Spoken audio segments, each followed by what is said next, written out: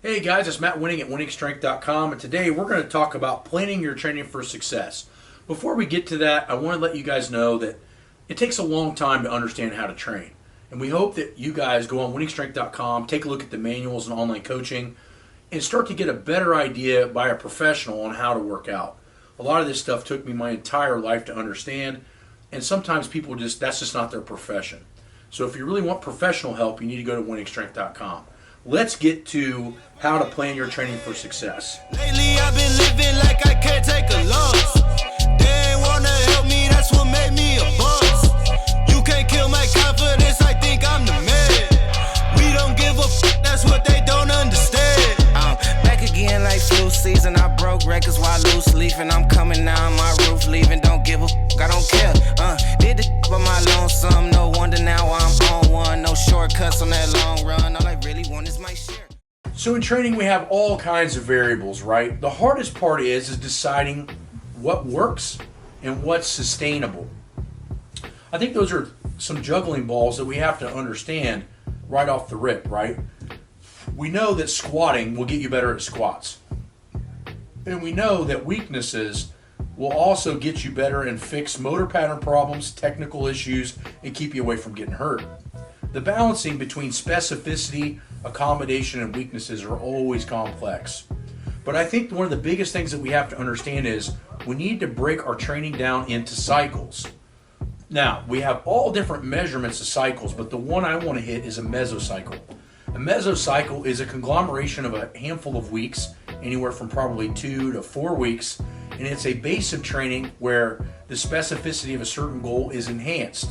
So what this means is that for you guys that think you're going to do some 30-day challenge or you're going to do something short term, the body does not adapt to things in a long-term fashion for any length of time longer than I'd say a year or two. So if your goal is to get better in 30 or 60 days, do not contact us on WenningStrength.com, and please go get a Muscle and Fitness magazine. That's more of your fitness level. But the point is that mesocycles need to be heavily understood. I truly believe that the body can't adapt to anything in any less than about 3 or 4 weeks' time. So this means that if you're going to use similar exercises, you probably don't want to use similar exercises for much longer than a month, or you're going to start seeing staleness, overuse injuries, mileage problems, and all types of things. But I think what you have to understand with mesocycles is that it really sets up small, short-term goals. So if I have goal A to goal B and I have 4 weeks to get there, and it's a small goal like 1% loss in body fat or 1% gain in strength, those things are totally achievable. Now, you break your year up into, say, 10, 12 mesocycles, you've made massive goals by doing small steps. This is where I think a lot of people make mistakes. They make huge mistakes in trying to make their training too intense, too fast. They don't have the mesocycles laid out properly, and they're trying to adapt to things too fast, which is leading to injuries or, at very least, lack of progression. The next big thing that I think we have to understand, and we hit on a little bit, is when you're planning your training, you have to know where your weakest links are. Okay, if I'm pulling a car out of a ditch with a chain, and the 2 chain links that are holding the bumpers can hold 50,000 pounds, and the center link can only hold 2,500 pounds, where's it going to break? It's going to break in the center link.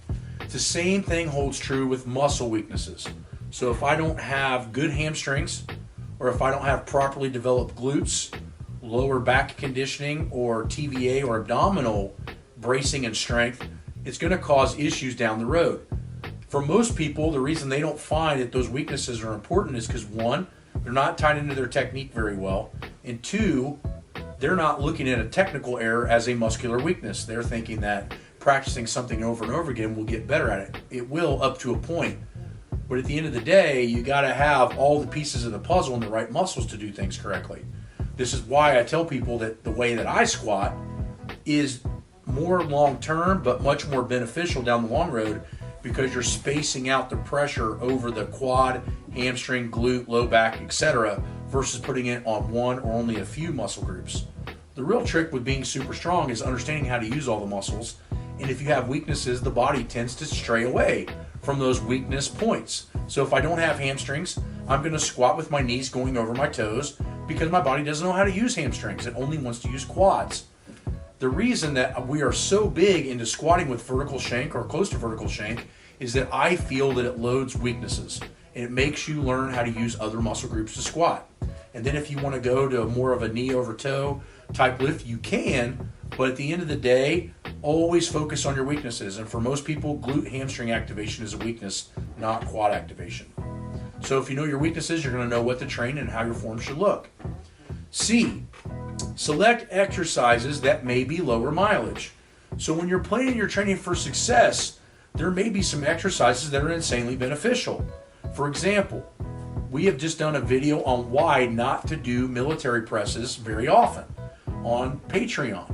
Now this video took us many hours to put together, but it explained everything nearly perfect on why you don't want to train that area very often.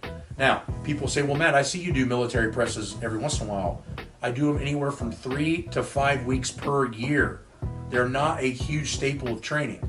For most people that do or like military presses, they tend to overuse them constantly. Now, I am a fan of military presses if you say, Matt, I want to have the biggest bench I can have, but I'm going to retire at 25 years old. Well, then by all means, put the mileage down. But for most of us, I think that even when we stop competing, we probably still would like to work out and probably don't want to walk around with tore up shoulders or other body parts, if I'm going to answer this for you guys. The way to do that is to select exercises that get you super strong without the mileage. So my point is on military pressing, for example, it has a lot of bang for your buck to make you stronger, but it also creates a ton of mileage, making your joints wear out faster. That's why I'm a huge proponent of getting your triceps super strong and then throwing in the military presses occasionally in order for a new stimulus.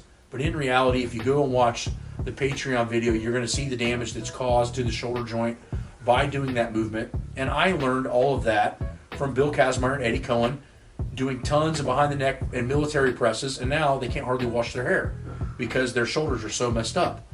The point is that there might be better ways to get stronger. I don't know every better way to do everything, but I think that I have found a really good system in order to get insanely strong with reduction in mileage. And that should be the real goal when you plan your training, is how do we get better without beating ourselves into the ground? Lee Haney said it the best in the 80s, winning his 8 Olympias. Learn how to stimulate and not annihilate. Talk to you guys soon, and please go and visit winningstrength.com for any professional help that you may need. Lately I've been living like I can't take a loss. They ain't wanna help me, that's what made me a boss. You can't kill my confidence, I think I'm the man. We don't give a f***, that's what they don't understand. I'm back again like flu season, I broke records while loose leaf and I'm coming now.